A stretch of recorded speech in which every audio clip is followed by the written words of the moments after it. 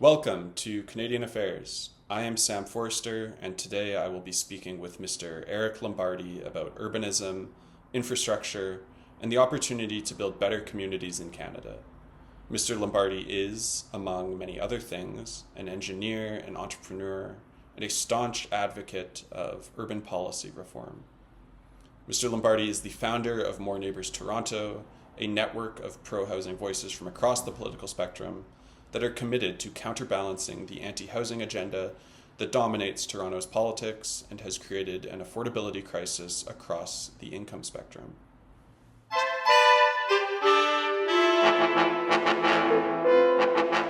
Here we go. There are so many places we could begin, but given how much of your work and public commentary focuses on urbanism and housing policy, I'd like to ask you a fun little hypothetical. In a world where your word was law, what would be your top three policy prescriptions to make Canadian cities more livable, functional, and affordable? In other words, to make them better. I think I get asked this question quite often, and usually people will want sort of like some grand vision or some major change, etc.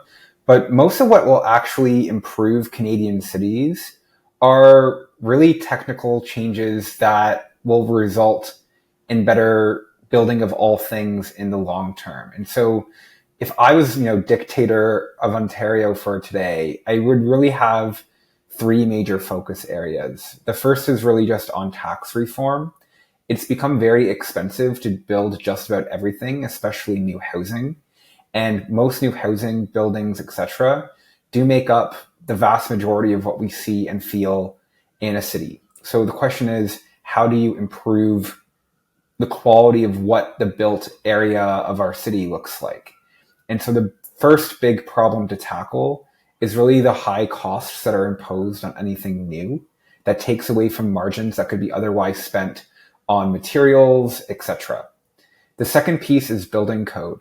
We really have an outdated way about how we think about what's allowed from buildings. And so you'll see development patterns in Toronto that don't reflect other cities, particularly ones in Europe that many people and voters would consider to be beautiful. And so we really just need to allow building in the way that has traditionally led to better visual and living outcomes for people that are present in a lot of other countries. And the final piece to the building code is land use reform. Having buildings that are less expensive to build and built using better standards, it only means so much if you're not allowed to build them. And so those are really the three areas that I would focus on, that if you solve them in tandem, it's going to result in far better outcomes, both on the housing side and affordability side, but also on architecture and the urban realm in the cities that we live in. I know a lot of your advocacy work really focuses on tackling these issues. Would you say that the major issues are cultural? Is there something inherent to our systems of municipal or provincial governance? What would you say are the biggest hurdles that you see in your work? I'd say the biggest hurdle is truly the inertia of the status quo.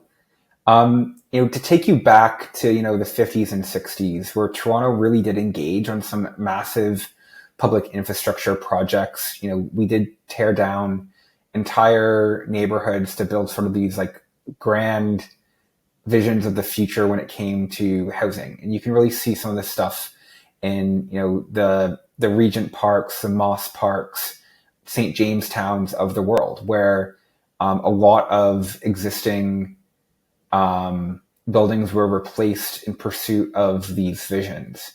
And the response to that from the public was, hey, we're not being consulted. You can't just demolish the places that we consider our home. And so we have, it's not even an almost, we went too far to the other side, where we essentially distributed veto power over all growth and development to people who already live in an area or who have the ear of politicians, etc.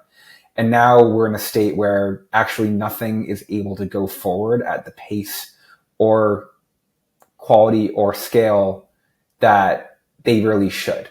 And so we're in this period of a pendulum swing back in which we recognize that we might have gone too far in inhibiting the growth of Toronto in particular. Right. In a lot of ways, our housing crisis is more acute than the housing crisis that we see in the United States. As someone who has lived and worked in both countries, do you think that Canada's culture of NIMBYism is more entrenched than in the United States? I actually wouldn't say it's more entrenched. I spent some time living in San Francisco, which is just famous for NIMBYism and its housing crisis in general. And if San Francisco as a city was growing at the pace that Toronto was or is, I'm assured that things would be even worse there. I think what's common between Canada and cities where we see a big housing crisis in the United States is that it's often the big liberal cities in which the outcomes of processes have been undervalued by the stakeholders that actually make and approve decisions. And so there's a reason why we see this big gap between places like California and Texas and Florida when it actually comes to where people are moving, and how housing is getting built is a reflection of that. So to the extent that Canada has a stronger housing crisis than the United States, it's almost entirely due to the fact that 30% of our population lives in the Greater Toronto area and the Greater Vancouver area, and that concentration isn't necessarily true in the United States because you have so many other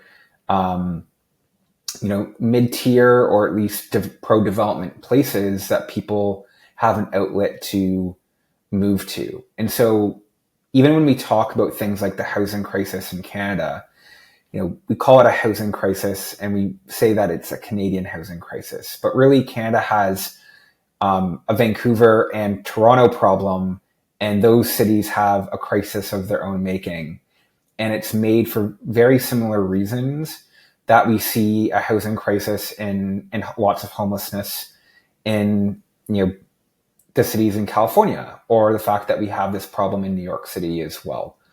There has been an era of what I'd call sort of liberal and progressive indulgence, that we could have our cake and eat it too when it comes to how we think about development and growth. And the reality is now dawning on all of these places that you can't be so restrictive in what people do and build with their property and expect to have, over the long term, economics that leave these places as being truly free, truly open, and truly welcoming.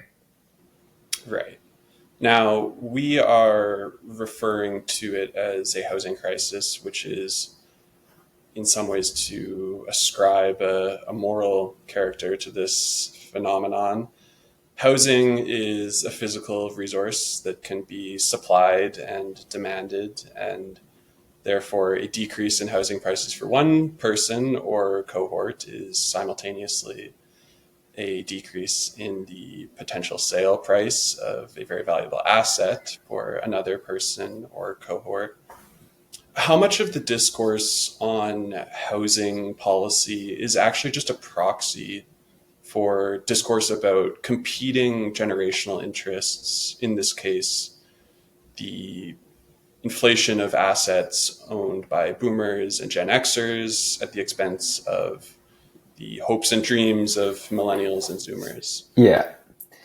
I mean, I would say when it comes to housing discourse, the equity challenge is actually rarely the top consideration in the actual dialogue, and it's very rarely prioritized in rhetoric. It used to be. But I would say the inertia on the actions. Why aren't we doing the things that experts and people are saying that we need to in order to alleviate this crisis? It's the insecurity around how people feel about their wealth and equity, as well as concerns, I think, of, the financial industry and, the retirement of many Canadians who have now made, their lifestyles contingent upon, I would say, a wealth effect from rising housing prices that they didn't necessarily earn, but have now tapped into. And so that creates a problem of actually having everyone aligned on the need to solve the problem. What I will say is I think that this conflict, even though it's true in a super and surface sense, is probably wrong in the economic sense, at least in the medium to long term. Because wealth, it can be a byproduct of a couple of things. And in housing right now, it's a byproduct of enforced scarcity.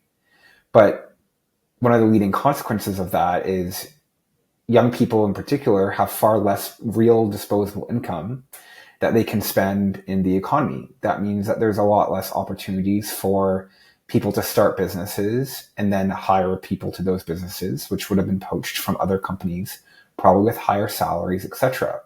And so you miss this entire component of, if our productivity and incomes are higher, there's more wealth generally to go around, and everyone will still have a higher degree of reflected wealth in their overall financial assets, and probably even in support of their housing over the long term, than having a scarcity crisis caused by public policy is doing today. And so, my perspective on the housing equity challenge is really it's a zero-sum form of thinking.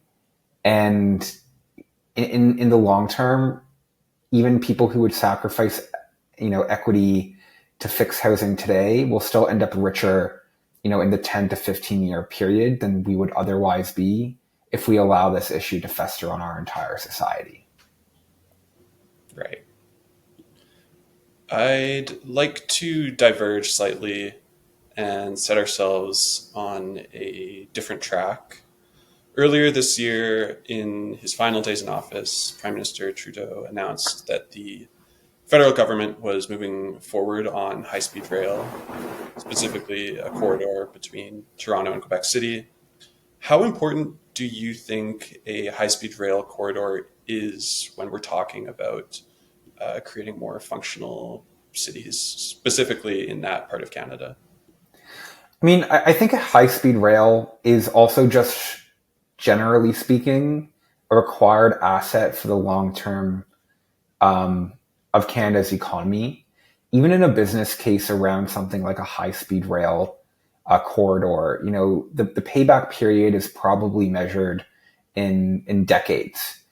But it's actually okay for the government to pursue infrastructure that will last, a half century or longer. And once again, a major challenge of building a high-speed rail is actually just securing the physical right of ways when it comes to land. And so if we do this properly, we'll also have the corridor that can tolerate high speeds or even higher speeds in the future, should we ever want to upgrade that infrastructure as technology gets even better.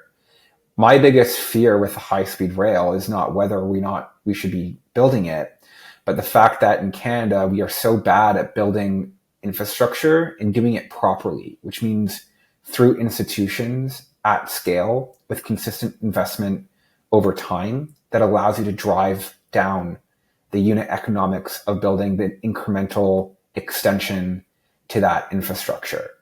So when we look at what was announced, and I believe it's called Project Alto, we've been talking about high-speed rail now for nearly 10 years. And only now has the federal government just announced that they've awarded the contract to just do the design phase to a consortium that's also going to take 5 years. And we're going to find ourselves very quickly in the circumstances of the California high-speed rail, where we spent billions, potentially even tens of billions of dollars, and not accomplished anything physically in the real world. And so my sort of plea, should anyone with any influence to the matter be listening to this at all, is that the most important aspect of high-speed rail right now is getting the first part of it done. And by that, I mean, you don't even need to complete the entire thing from Quebec City to Toronto.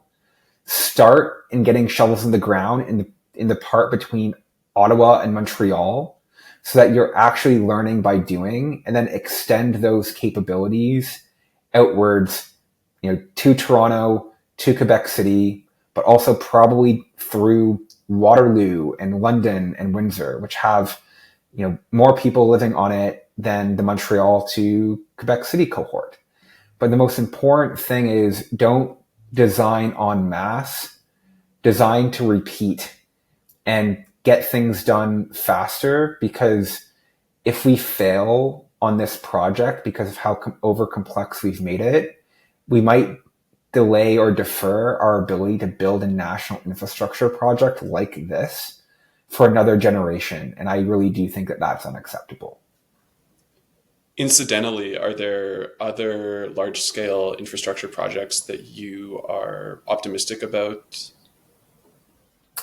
I would say, my optimism for large infrastructure projects is really brought down by the challenges in how we deliver them. So, I live in Corktown, in Toronto.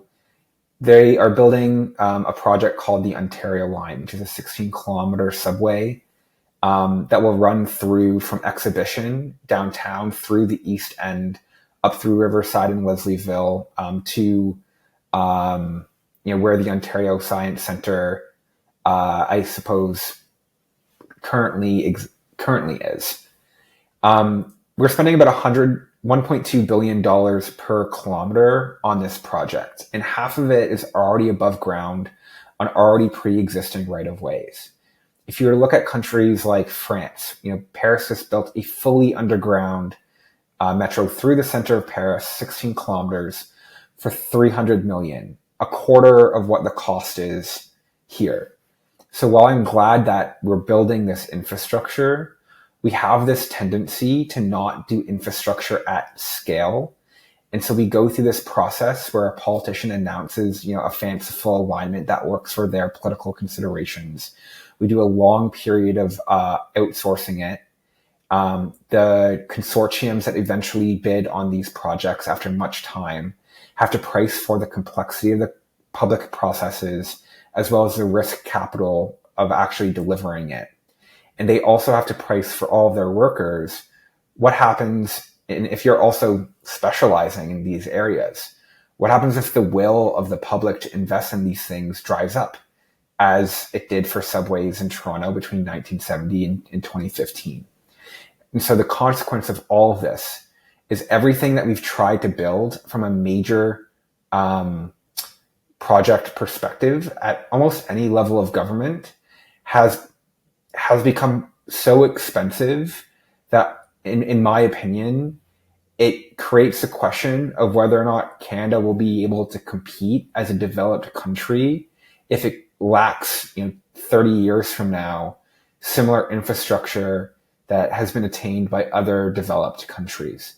And so to me, I want to be doing way more of these things. The problem with the Ontario line is that we're not building 40 kilometers of subway for the price. We're building 16.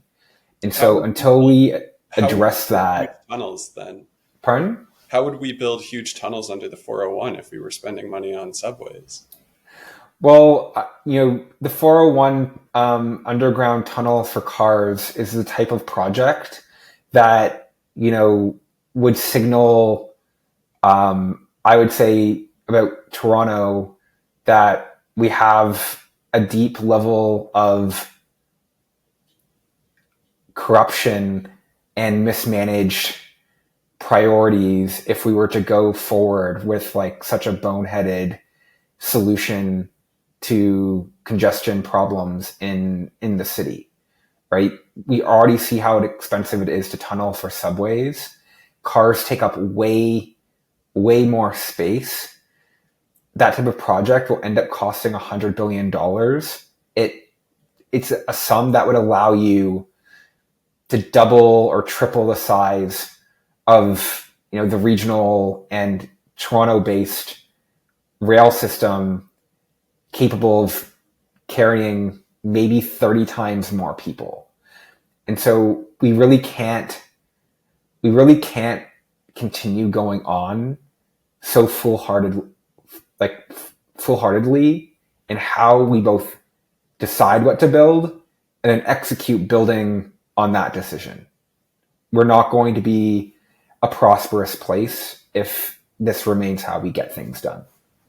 Right. If we continue to just a few more lanes our way forward, Yeah, I mean, I'm not trying to come across as anti-car here either, right? The purpose of a transportation system, when you look at it in aggregate, is to move people and goods as efficiently as possible between their destinations.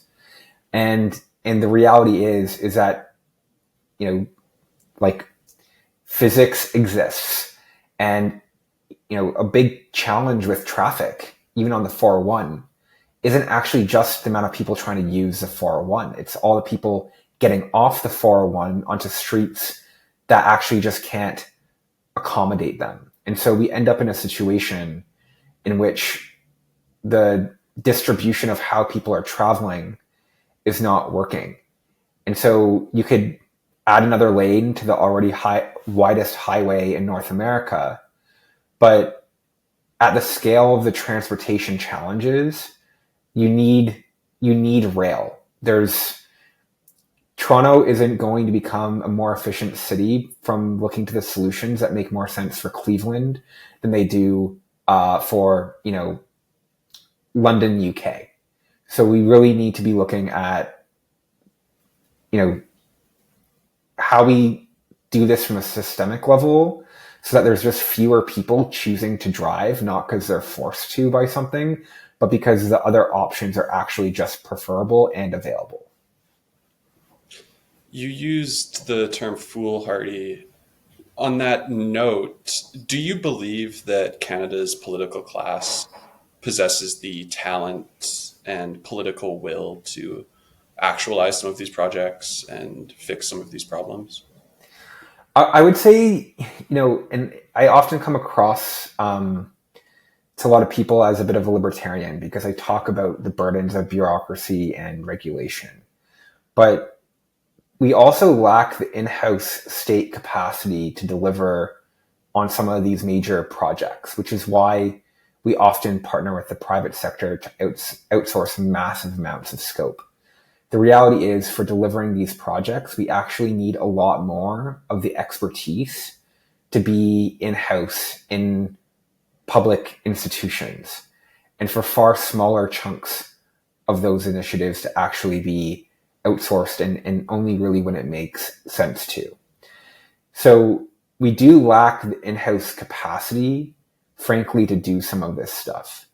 I do think that the will, from a politics standpoint, is developing. I wouldn't say it's there currently. And I will say I look at the provincial government in Ontario, and I really wonder if this cohort is really up to the task. But if I look at federal politics right now, I actually do have some optimism, both between Pierre Poilievre and Mark Carney, who are talking about some of these things thematically in the right direction. But I think, investing in the tools, equipment, and paying talented people better within the government isn't glamorous. So it will really depend on whether the leaders themselves want to see these things happen while they have mandates. And, I think it remains to be seen how this new national reckoning trickles down to the provinces and municipalities that probably have if I'm being honest, more need for pressing reforms than I would even say the federal government does. The election was called yesterday, and I think it would be a mistake for me to not ask you about it. You're one of few people I know who seems rather neutral about the choice facing Canadians. As you alluded to in a recent Twitter post, you said, I watched Mark Carney following the First Minister's meeting, and it feels like Canada is on the precipice of major positive change. And to give his credit, I think we're about to go into an election with two good choices. Probably the only person on this site who is like, yeah, I'm starting to like both Mark Carney and Pierre Poilievre, but it's true. I also read your piece in the Hub titled, It's Time to Make the Liberal Party Liberal Again, the speech that Carney and Freeland should have launched their campaigns with. And I thought it was a really compelling piece, but it struck me as something that would not raise many eyebrows at a conservative rally. What do you think are the most meaningful points of differentiation between the two parties at this point? Yeah, I mean, I think thematically, what's interesting about this election to me, and I think there's a lot of people who disagree. I actually think that Carney and Poilievre agree with each other on about 80% of the issues. There seems to be an acknowledgement that taxes have become too burdensome to private innovation. Both of them just announced, a 1% tax cut, a 2.25% tax cut. We're talking about getting our resources to Tidewater, building national energy corridors. We're touching on, why do we have any interprovincial trade barriers, whether it's, on credentialization or regulatory, etc. If something's good in one province, it should be allowed in another province. All these things are incredibly similar. And so for me, the election is really coming down to a couple of factors. And I think this is true broadly for Canadians. The first one is, who do you think will actually be able to take the ship and machinery of government as it is today and transpose it to something that is actually capable of delivering on the promises and physically in the real world that it hasn't been able to do for at least a generation? And how do you trickle down that change to provinces, which are really very much responsible for the delivery of public goods in a way that I think is probably the biggest unspoken national problem, is really just our provinces are not delivering what they need to be at the scale that they need to. So that's the first question. Who is actually able to deliver the promises in the real world? And, I think both candidates are making a very good and compelling argument for that. The second piece is, who is best to manage Trump, right? And I think, in parallel with that, standing up for the perceived values of Canadians. And I think there are arguments for both. I think Carney is a well-known businessman and a negotiator. He really does have a temperament that seems to be a bit unflappable. I think that will be helpful to him. But I also do think that, Trump and his, I don't want to call them sycophants, but his cabinet, I think they're inclined to someone with a similar attitude as what Pierre Poilievre espouses. And there might be some logic for Canadians in selecting someone who might be more sympathetic to the conservative direction that the United States is heading in. I do think that Canadians are pragmatic. I do think that Poilievre, is now on the back foot because there are some stances that he's taken that, I would say are probably needlessly alienating. I think that those things are going to be de-emphasized in a campaign. I'll give it a perfect example of that.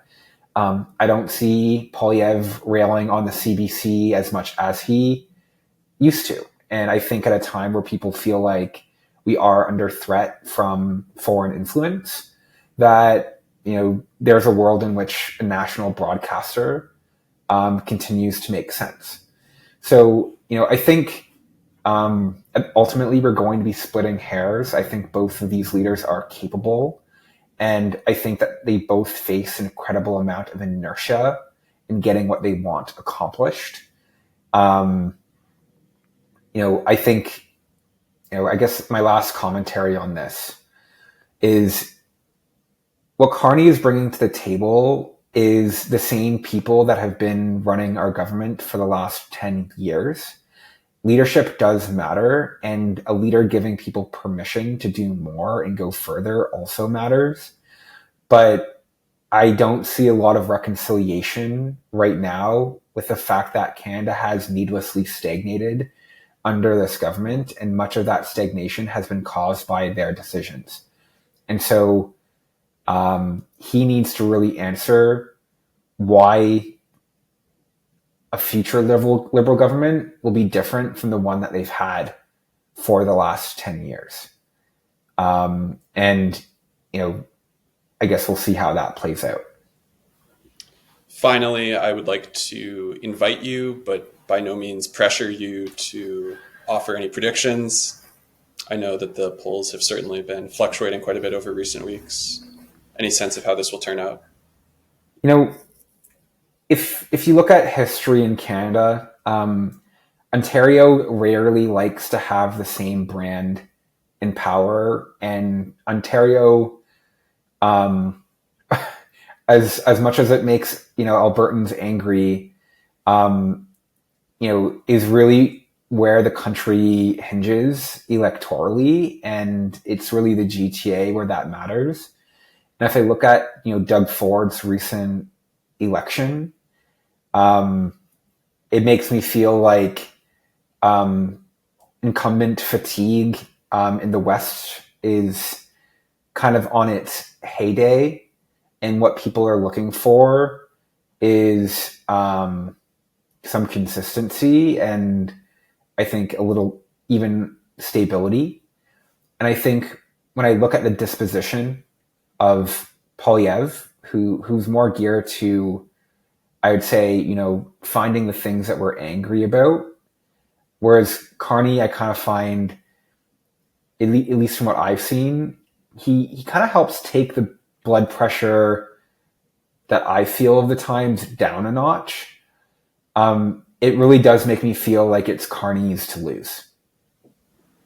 Carney's to lose. Interesting. Well, I will leave it there. You've been very generous with your time. Thank you so much for joining me. Yeah, thank you for allowing me to ramble endlessly. I always appreciate it. So thank you, Sam.